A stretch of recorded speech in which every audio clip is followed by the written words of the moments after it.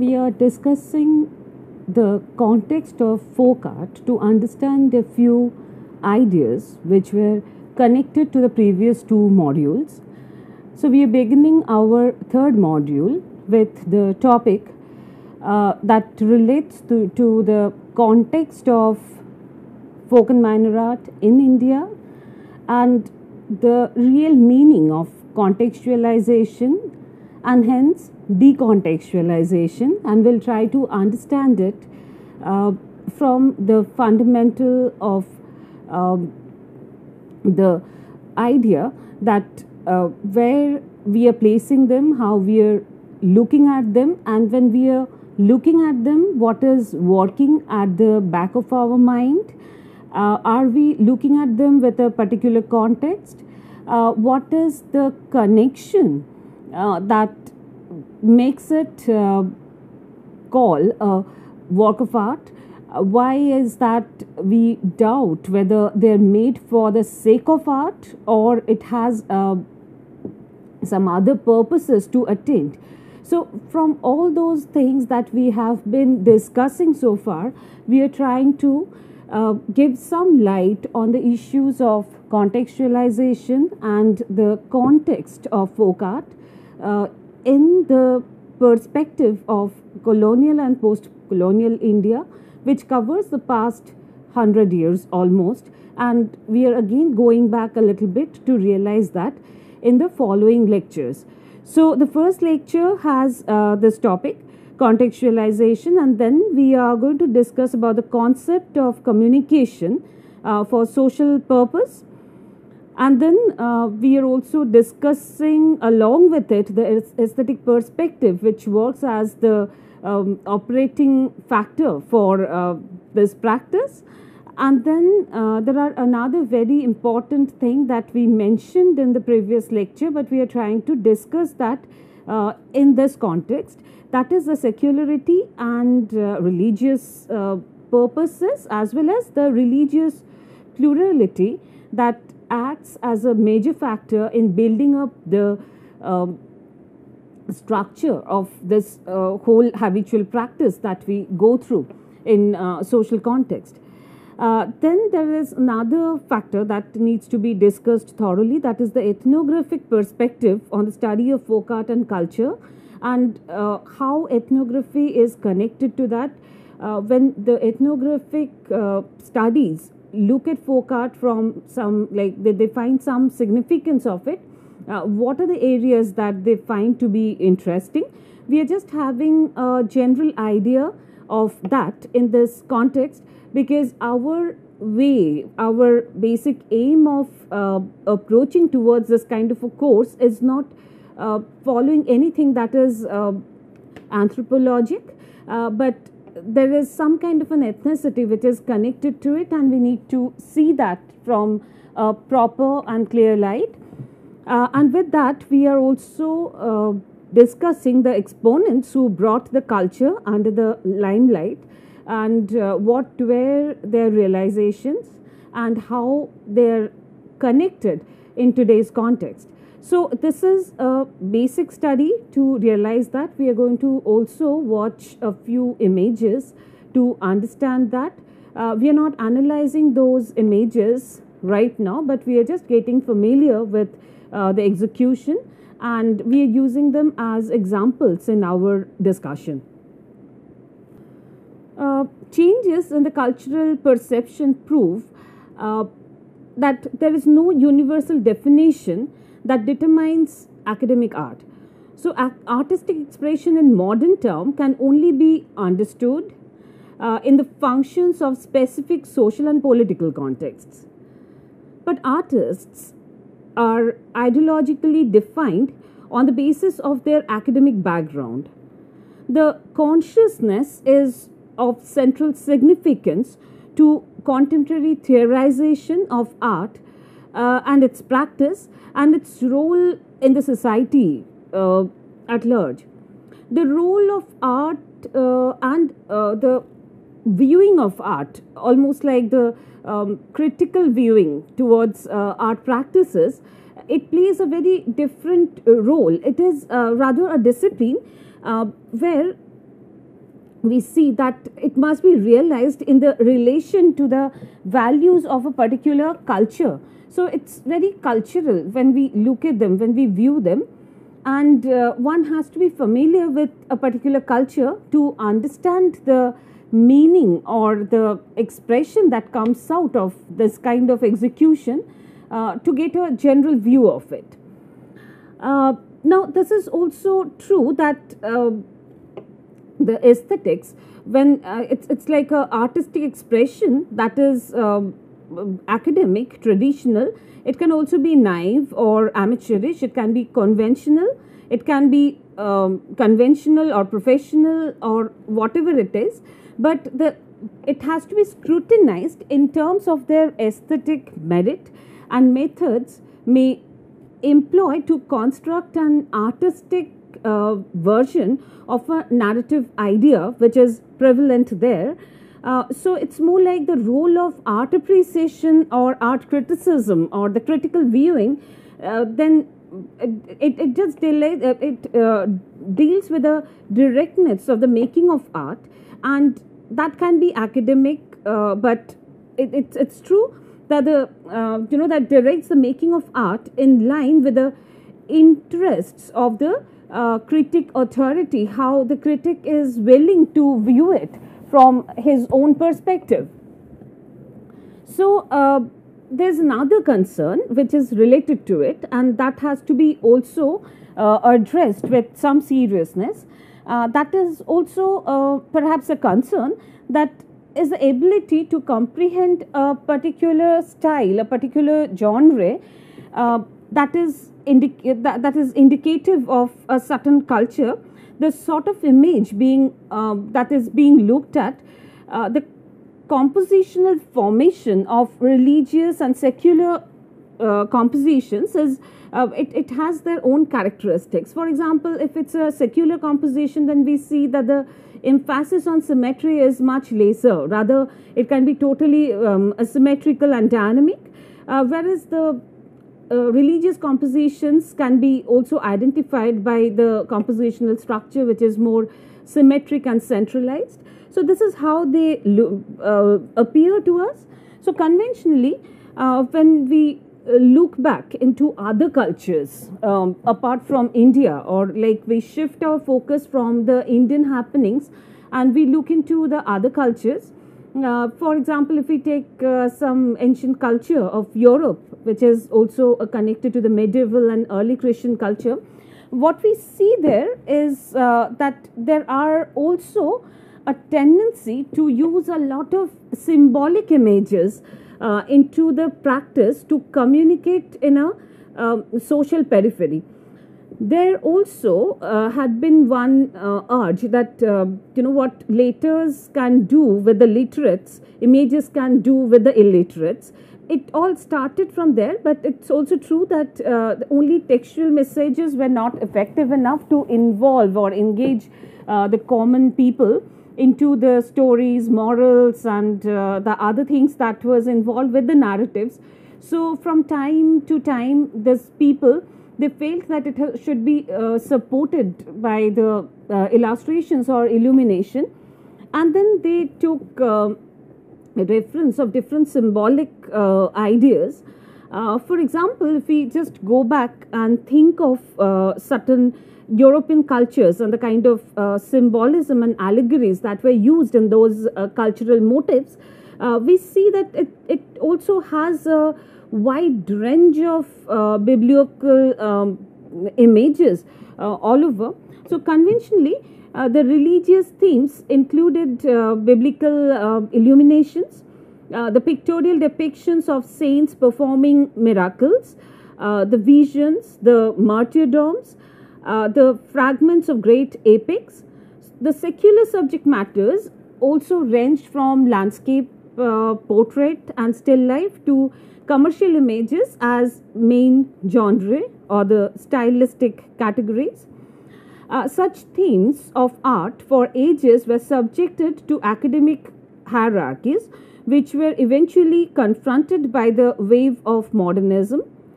Allegory and symbols, which literally means speaking with an alternative term as a common feature of a particular time associates artistic acts in terms of conveying the meaning of the idea by means of something which is completely different. So those are more like using some symbols, and one has to be familiar with those symbols to grasp the idea. So that needed a different kind of academic training to communicate with those images, and it was very cultural. So people learned it naturally. It was part of their daily life and being. So it was not very difficult to understand them, and it was not really separated, and nobody really need to struggle a lot to understand all those images. So I'll give you some examples. For example, it was more like some examples. Those symbolic meanings were to conjure the ideas, like eternity was always shown with a snake that is in a spiral order and which is biting its own tail. Those images are very common in early Christian art, and also much before that during medieval and dark ages. We see lots of similar symbols in the religious and secular art practices, and one has to know that it means eternity to understand it. There are also images of the winged women. They're not the cupids, but the women with wings that gave the idea of victory. The human figures holding an olive branch to depict peace. The florid female figure bearing a wheat or some kind of crops that showed prosperity. And there are images of old hag with sunken skin and limbs for poverty.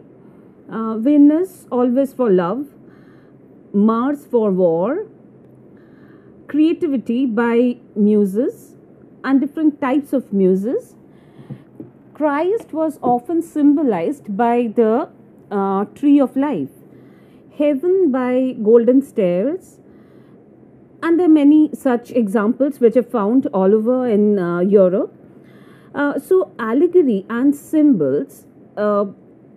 Allegory is the symbolic things that is known as Rupak in Indian classical theory of drama and performances. Those Rupaks which comes as a secondary factor for this kind of figurations.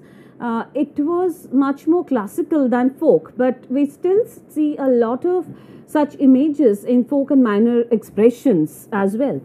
So it's more like the allegories and symbols that we have been talking about, which literally means that it's an alternative term that the idea gets conveyed with, that was associated with artistic acts in terms of conveying a meaning or another idea by means of something which is completely different.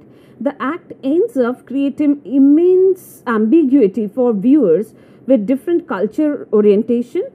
It's more like if somebody is not aware of that particular culture, it will be very difficult for the person to understand or decipher those images and connect them with the idea that they're willing to convey perfectly. So they cannot just do it from the common sense. They need to have certain understanding and some thematic knowledge to understand them. So these are more like approaching towards the icons, the symbols, the allegories, and they are found all over the globe, which is connected to the artworks which were connected to a particular culture. So we look at them from a purely cultural context. Unless we understand that context, or if we remove that context, then it may appear with a very different meaning, because unless we are familiar with that culture, the images can be highly ambiguous. We'll try to see that with some examples. So a presence of allegory in art notifies its viewers about the additional layer of meaning hidden beyond the usual elements like line, color, form, texture, which are apparent on the surface of the picture. So we will try to realize that with one example where in the picture we'll see different fragments of a narrative painting from early 20th century Bengal, which is kept in a museum in a confined area with the framed structure. So when we see the thing, we must know that also this is part of tradition that is called as Chalchitra painting.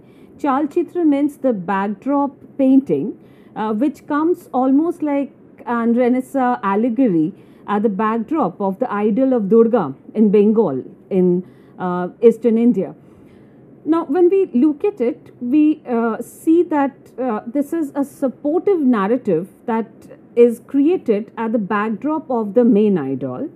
But the image that we are going to see next is taken from a museum place where the image is framed and displayed somewhere. And that too, we are watching it in today's context. And when we visit the museum, what we get to see is a free form, which is free from the idol.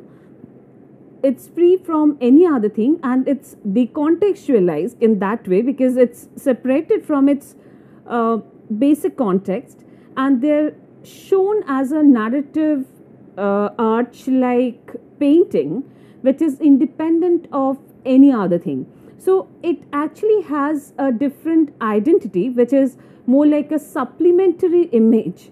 In one context, when we change the context and put it under a different context, it just gives us a very different expression, a very different meaning, and it's also connected to the iconic and thematic understanding of a particular visual. So in that way, if we have no clue, like whether it's a Chalchitra and which culture it belongs to, or even if you're not familiar with the images which are there, the characters which are having some strong icons, it's very difficult for a person who do not belong to this particular culture to literally decipher the meaning of that illustration. They can only understand or appreciate the quality of narrative because of the use of its line, color, form, tone, texture, etc., etc. So let's see the images and try to understand that. This is part of the picture where we see that the images are made with a strong black contour line. Almost all the images have that line, and the delineation of forms are primarily made out of those strong border lines. It has a surface which is not very deep. At least the classical or Renaissance-like scientific perspectives or the linear perspective is not shown anywhere, but it has layers that divides the space into a background and a foreground, and also there's a middle ground that is somewhere in between. So what we see in the picture is a human figure with a white body. In Indian culture, it's very easy to recognize this character as Lord Shiva, who is a prime deity worshipped by the Hindus in this country. But then there are other characters who are the secondary characters, and here we see that Shiva is sitting with a tiger skin drapery, and he is sitting in a relaxed gesture. He is almost like a king, or somewhere the figure is getting some kind of an importance because the entire thing is part of a context where it was used as an allegory. At the same time, the other figures at the background of Shiva is also working as a secondary allegory for the picture. So it's a continuous frame, and let's see it from its left to right formation now. So this part is the left and the beginning of the scroll. The entire painting has an order which goes from left to right, and this is in a semicircular formation which is put somewhere in the museum. Guru Sadhya Dutt Museum in Kolkata. What we see in the picture are some elephants and horses, and there is another goddess, which is it has a very strong iconic feature. It's a goddess with some dark blue skin color, and she is fighting with the opponents. And most interestingly, what we see in the picture, if this is connected to any other thing which is connected to some religious stories, then there's also a presence of a flag, which is the Indian flag in the picture, which has the tricolor. The other symbols, the motifs are not shown. So it's not the Indian official flag, but it has the color combination of the national flag. And that gives us a nationalistic element which was very common for that time. Then the blue bordered goddess in our culture is very simply or easily identified as the goddess Kali.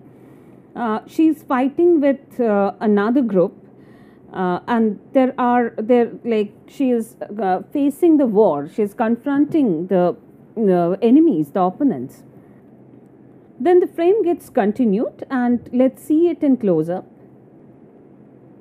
Then we see in the second frame, which is a continuation of that there are gods like Brahma. Seen in the picture are his many heads. So through that iconic feature, we are able to identify this image as the image of Brahma. And then there are other people who are coming and approaching Shiva, which is the who has the position of some authority. So the authoritative figure of Shiva is placed right at the center, and the scroll is going from left to right. So it has a asymmetry condition where asymmetry is getting emphasized. So Kali was fighting, and then the gods and also the asuras, the demons, they come and meet Shiva.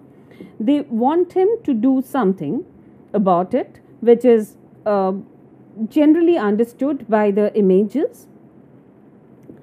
And then also we see that these are the detail of the images, where we again get to see Shiva in focus, and that is the center of the picture. There are other images and attendants of Shiva. Then we see the same blue-skinned lady is perhaps defeated temporarily, and she is ill. She is not in good health, and a doctor is checking her, like they're conducting a health checkup, and other people are concerned about her. And then finally in the frame it shows that this lady is again getting converted into a different image of Durga, which is the same lady with a different feature. She has a yellowish pale skin color. So it just gives us the idea that this is the same form of the mother goddess who was in the form of a blue bordered Kali, and then she transfers into Durga. So we need a lot of cultural reference to understand it partially and fully. And then in the last form we see the same thing, that Durga is getting active, and then at the end we see that she is also fighting with the same group, the opponents, and at the back there's a Indian national flag which is there in the picture. So there are two groups of enemies which are fighting. The green ones are from some other group with the flag, and the red ones are in the front. So it comes with a lot of ambiguity. At the same time, there are certain things that we can easily identify if we belong to a particular culture. So with that particular image, in one sense, we were trying to understand one concept, that how we should look at an image as a general viewer, that if we understand or if we are able to recognize some of its characters, then it enhances the enjoyment to some extent. But even if we are not able to understand it completely, the ambiguity can also give us a different kind of a pleasure. That happens when we look at the images from other culture. So the cultural context is completely dynamic. It shifts from time to time. For example, what we have seen now was part of a context. As we said, it was the entire scroll, the entire narration where Kali is getting transformed into the Durga. So the strength that is transformed, and Shiv is creating this two mother goddesses, and Brahma is also responsible for the creation. The only thing is Kali was defeated and Durga takes over, and the central strength remains the same. So this whole narrative is part of idol, and it used to be like that, and that time it was an allegory itself. Whereas when we separate them and look at them separately, then we see that there are other factors. The secondary images and the pictures are working as allegory there. For example, there are that national flag or the images where we see certain lady who is nobody but just a general attendant of Shiva and as well as the mother goddess. She was wearing a transparent drapery, which is typical of Kalighat urban Patachitra. So there are multiple influences, and we can go to the deeper core of its thematic and iconic understanding, and we can go on and on in understanding them. So coming back to our context, I'll quote a very different thing from another scholar, but before that, I would also like you to understand things from a general perspective, where no academic things are connected, but we try to understand it from a general worldview. It's a common human tendency that when we want to transform a space into a different space, for example, we have a table or a pedestal which is used for a common purpose, but we want one religious idol to be placed there. So in that particular time, what we do, that we try to make the pedestal or that platform into a sacred platform. So we generally wash it, clean it. We also decorate it with some motive, and that way that usual platform gets transformed into the place of worship. This is common for all religious activities or the customary rites. Even when we go for a general performance, we make sure the prop is properly set, the context is set there. So all these things are more like having a center where we try to accumulate as much energy as possible, and that becomes the context of our performance or anything that takes place there in the form of art, in the form of any other thing that is related to art. So this is how we change one context into another context. So one idol may get worshipped in one culture, but if we pick it up and we do not recognize it as a god or goddess, or and then you just appreciate it for its beauty of making, it doesn't remain the object of fear to us. I can place it anywhere if I'm ignorant of that particular religion or culture. So that is how it is all connected. So I'm quoting from Kapila Vatsyayan, 1997. She writes, all ritual first establishes a point, a metaphorical center around which lines are drawn to make triangles, squares, and circles of great symbolic value. Notions of space and time are comprehended through it. Indian folk paintings fundamentally adhere to a few norms by either following them or simply negating them. In either case, a viewer requires some prior cultural uh, understanding to decode the visual image. General viewing of these compositions may not lead to their identification as religious or secular, as religion here is meant to reach out the common people and therefore not bound to maintain a centralized symmetrical outer structure for it. There are images that are secular but due to the progressive content are full of icons and symbols. Nevertheless, all folk expressions has a religious root, and that is evident in the compositional formations and elementary style. In contemporary scene, the definition of folk art can be free flowing and ever changing. To encipher the orderly constructions of space in traditional folk painting, we cannot depend on a single image but to a particular style or genre. This is when we look at some image from Madhubani, Bihar. Let's use them as an example and try to understand it. This is an image from Madhubani, Bihar, commonly devoted to the wall of a bridal chamber, a significant ritualistic practice of the region that is locally known as Kohbar. The lotus pond and paired fish symbolizes female beauty and fertility. The bamboo stands for male lineage. Pairs of fish, lovebirds, snakes, and turtles are common in this kind of paintings with some variations. With the beaming sun and moon are common elements that elicits the prosperity aspect of it. The conception of the space division is centralized and symmetrical to ensure harmony in the composition.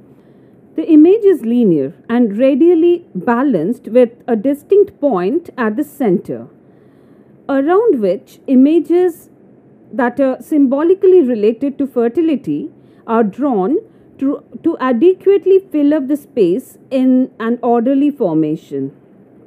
The apparently intricate and semi-recognizable motifs are the derivatives of natural elements like flowers, weeds, seeds, aquatic animals, amphibians, and reptiles. The compositional formation is confirmed within the boundary of squares and circles, which is decorative and repetitive patterns to ensure a clear readability to the heavily crowded visual. So the space organization has some symmetrical order, but it's not in complete symmetry. It has some bit of an imperfect order which gave it some kind of a life. So an example from Madhubani is also talking about the non-dualism or the not two in its pre-manifestation as they are. So it is complete, whole and indifferent as a point which is like the bindu or a dot at the center into which all will ultimately withdraw and get spreaded, and that is radial. The radiant quality, the spread or pulling things from the center, going off center, again converging into the center is one expressionistic aspect of it. Now, when we look at this Kohbar, which is painted on a paper surface, which is not actually made on the mud wall for a ritualistic purpose, and it is just looked at as a creative expression, it is shown into a different context and then it may change its meaning to some extent.